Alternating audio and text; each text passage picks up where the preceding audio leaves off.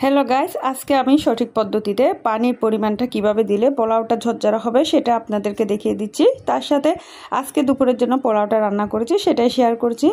তো যাই হোক, প্রথমে আমি এখানে তেল বসিয়ে দিয়েছি, এলাচ, লবঙ্গ, দারচিনি, সাথে তেজপাতা দিয়ে দিয়েছি।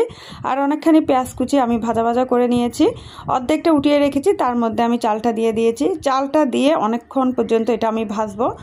অনেকক্ষণ পর্যন্ত ভেজে আমি প্রায় এটা 60% পর্যন্ত আমি সিদ্ধ করে ফেলবো। মনে রাখবেন, পোলাওটা ভাজার সময় অনেকক্ষণ ভাজতে হবে যেন পোলাওটা অনেকটা সিদ্ধ হয়ে যায়, তাহলে কিন্তু আপনার পোলাওটা ঝরঝরা হবে। এখানে আমি লবণটা দিয়ে দিয়েছি, সাথে আদা রসুন বাটা দিয়ে দিয়েছি, আর একটু সামান্য ধনিয়া জিরার গুঁড়াটা দিয়ে দিয়েছি। আপনারা দিলেও পারেন, না দিলেও স্কিপ করতে পারেন ধনিয়া জিরার গুঁড়াটা। দেখেন আমি কিন্তু অনেকক্ষণ পর্যন্ত ভাজছি।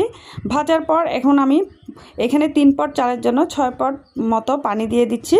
পানিটা দিয়ে আমি আরও কিছুক্ষণ এটা রান্না করে নিয়েছি।